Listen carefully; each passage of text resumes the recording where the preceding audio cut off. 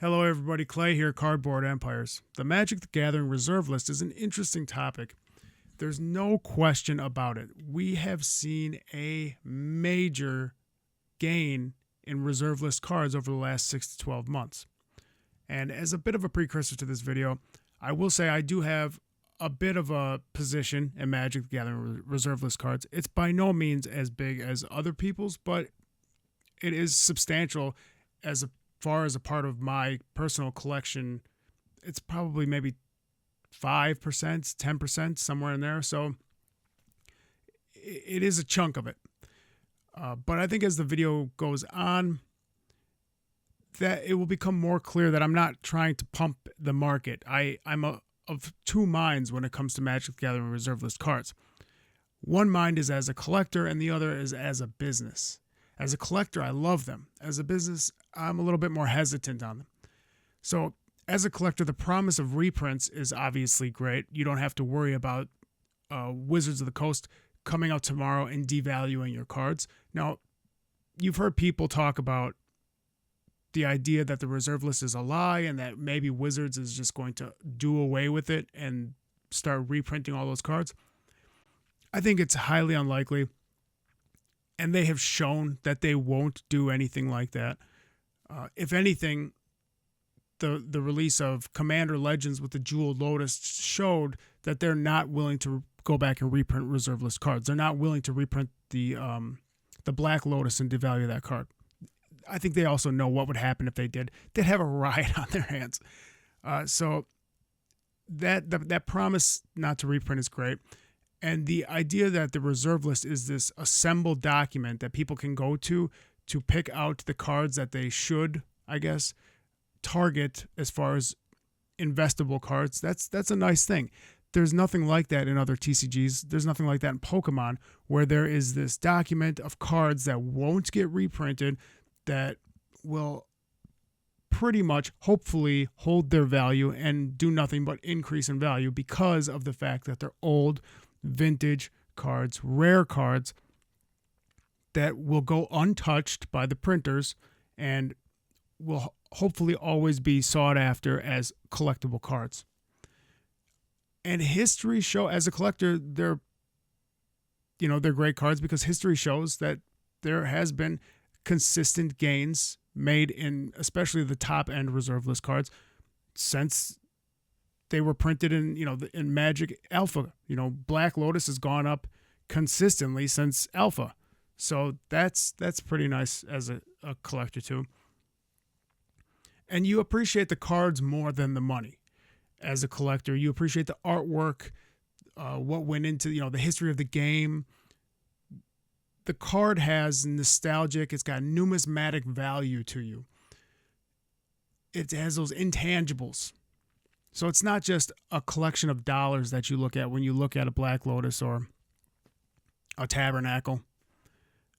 And they more than likely have personal significance to you, and they have cultural significance, which is all what goes into valuing a card as a collector. Is this card a culturally significant card? Is this game a culturally significant game? And there's an element of treasure hunting, trying to find the rare alpha, beta, unlimited Magic the Gathering cards in the condition that you want to find them in. These are all great things as a collector, and part of why I love the reserve list as a collector. That being said, as a business, on the other hand, I said it before, I'm a little bit more cautious on the reserve list, and it's why you don't see me selling any reserve list cards on eBay. I try to stay away from Magic the Gathering reserve list cards because I have a feeling moving forward that they're going to become a little bit more illiquid. The price rush that we've seen over the last 6 to 12 months has been incredible as far as increasing the value of the cards, but it's also a little bit of a shock to the price history of the market. So seeing a card that has consistently sold for $1 to $2 over the last 5 to 10 years, all of a sudden sell for $15, $20 a card, that is going to be very jarring to the price history of the market. It's going to take a while, and it's going to take many transactions at that new price point to cement it in the mind of the market. And until that happens, they're not going to be very liquid. I have like 100 covetous dragons from Urza's. It's from an Urza's block. I don't remember what Urza's Destiny maybe, but I have about 100 covetous dragons. They're near mint. I picked them up for around $1 to $2, maybe some $3 a piece, somewhere in that range. And last time I checked, they're selling for $15 to $20 now. But I have a feeling if I went to sell 5 to 10 of those cards, it would be very slow, because of the fact that this price point is very, very new. You look at the TCG player listings, and yes, the value of these cards has increased a lot. The buy list has increased, not very much though, not enough to reflect the new value of these cards. But there's a lot of listings. They're not very rare cards. They're not very hard to get. So it's kind of hard to justify when you see a reserve list card on TCG Player going for, I don't know, $15, $20, but there's like 50 listings, and this card was just going for $2 3 months ago. It's hard to justify that new price. I'm not saying that it's not worth it, because if I didn't think it was worth it, I wouldn't own it. But it's going to take a while to cement that new price in the market's consciousness. The other problem that I have with reserve list cards as a business is grading. And this is Magic as a whole. The fact that it's such a played game, that there's more players than there are collectors, at least from my impression of it. There's not as much grading that goes on in Magic the Gathering. And as far as Pokemon goes and other card games, that's a big part of flipping singles, having raw singles, buying raw singles in near mint condition, grading them, and then selling them off into a collector's market rather than a player's market. There's good margins in that as a business. As a business, when you want to buy raw and sell raw, you have to usually engage in buying large collections for a high premium and then sorting them, pulling out the valuable cards, and then selling those at an even higher premium, which takes a lot more time, a lot more work, and can result in not very good returns. So the idea that grading, and it does exist in Magic the Gathering, especially for the top end Black Lotuses, Tabbies, and cards like the Holy Grail cards. But as far as the lower end cards like you have in Pokemon, people will grade commons, and a lot of times will fetch a premium for some of the commons. But you don't really have that Magic as much. So PSA did that whole sale where they discounted the price to send in your Magic cards and get them graded. Maybe in 6 months, the market's going to have a new wave of Magic the Gathering graded cards, and a market will be made for that. And that would be great as a business. If we're moving forward, a new market is created or rejuvenated for graded Magic the Gathering cards, reserve list cards, then I would totally change my opinion. But for right now, the way the market is right now with graded cards in Magic the Gathering, I'm a little bit more hesitant. And Magic as a whole is kind of on shaky ground right now. And this shouldn't be a secret to a lot of the people who love Magic the Gathering. It's kind of well known that most people don't really know what the future holds for Magic the Gathering. WotC is trying a lot of new experimental products. They've got their set booster boxes, their collector booster boxes now, in addition to their regular booster boxes. The what's that? I can't remember the name for it, but the draft booster boxes. They've added a lot more products, and I know other people have touched on this, but what this does is it really, really devalues a lot of the cards. So, like other people have said, when everything is special, nothing is special. Not to mention the moves that WotC seems to be cutting out LGSs or severely restricting supply to some vendors in hopes to maybe move most of their business online to Amazon, like direct distribution to Amazon. That's nerve-wracking for a business not know what they're planning on doing, what's going on that front. The downside risk on reserve list cards, especially those top dollar premium cards, I know other people say like there's no downside risk. Buy a Black Lotus, buy a Tabernacle because there's no downside risk. Buy all these dual lands because there's no downside risk. I don't see it that way, okay? We're not talking about Microsoft stocks here, okay? We're not talking about a percentage of ownership in a company that is tied to real tangible assets or bonds, loaning money to a company that has real tangible assets, accounts receivable and accounts payable. We're talking about a paper trading card, and the value is all in the eye of the beholder. To me, that's a lot of downside risk. Almost an infinite amount of downside risk. While the upside risk is questionable, especially now, the upside potential is questionable, especially now after we've gone through such an explosive growth period. How much upside potential is left in a card that has 10x'd in value over the last 12 months? That's an unknown. And remember, again, I'm speaking as a business. I'm not speaking as a collector. As a collector, these things might be inconsequential or might be a little bit more easily explainable. But as a business whose job it is to consistently generate profits, these things are a little bit harder to justify.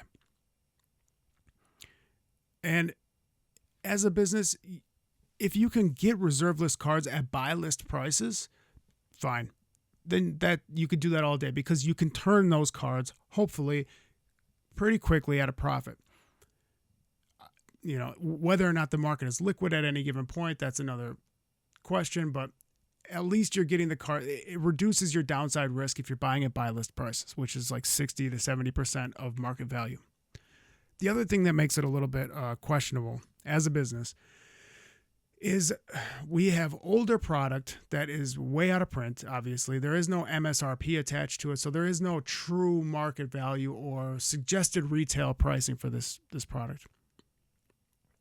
So you don't really have any guidance, right? The price of the card is what the market decides it is. Add that to the fact that you've got major players, some with YouTube channels, in the reserve lists card market, the game, who have substantial holdings and who could do with the market what they want at any given point is nerve-wracking if you're a business thinking about going into reserve list cards. I'm not saying he or anybody else want to manipulate the market at any given point or will. Not saying that they're bad people, bad guys, but they can, is the point. They can. And the idea that somebody like Rudy, I guess I'll just go out and put it, Rudy could liquidate substantial reserve list holdings at any given point at a profit, probably tank the market price, and still, the cost basis of the cards that he has, he could probably tank the market price and still create a profit. It's hard to think about when you're going into something as a business. The other thing that is great as a collector, but not so great as a business, is that you could think of these cards as a way to store value, like a Bitcoin, a way to track inflation, a hedge against inflation, just a way to get your money out of cash and into an asset that will appreciate at least with the dollar as the dollar depreciates. But as a business, you're not at least as a small business, I mean, if you're Microsoft, it's a different story. But if as a small business, you're not really looking for inflation hedges. You're just looking to churn cash, and you're looking for liquidity in product. Like I said, like Amazon or Microsoft, they probably have holdings and things that are just purely inflation hedges because they have so much capital, and they need to reduce the risk of inflationary changes. But why? Let's talk about why reserve list cards are fantastic as a business or a collector. And this is really what sets Magic head and shoulders above other card games. Way above Pokemon, in my opinion. This is the best thing about Magic. Reserve list cards are still extremely playable. How great is that? The original cards that came out in Magic the Gathering in Alpha are still playable today. Now, I know Alpha cards with their rounded corners and deck protectors, all that. I know, and Standard and Commander and all these other considerations, but there's still cards that will work in a deck in modern play today. That's fantastic. You take a Charizard, you take a WotC Charizard, you can't play this in a modern Pokemon deck. You'll get crushed. You can't play that against a VMAX Pokemon because it's just not strong enough. WotC era cards aren't playable in modern Pokemon, but Magic, vintage Magic cards are still very playable, and that's fantastic. That's so great. It's so great to have a game that has cards as old as dirt still be very relevant today. And I think that's why Magic cards have been able to retain such a premium over the long haul. And it's something that makes the premium in Pokemon cards a little less understandable, a little less justifiable. I love Magic the Gathering reserve list cards as a collector. Like I said, I do own a position in them, but if you check out my eBay listings or you talk to me and I tell you, no, I don't really mess around with reserve list cards that much as a business. This is why. Because I at least for right now, I tend to focus on products that are a little bit more liquid. Maybe the margins aren't as good, but they're liquid products, and I can make sure that I'm churning the money. I'm keeping the money flowing. That if maybe I'm only making 5 to 10%, maybe less than 5% on a product, but the product's going out, the money's coming in. The product's coming in, the money's going out, and we're moving, and we're growing.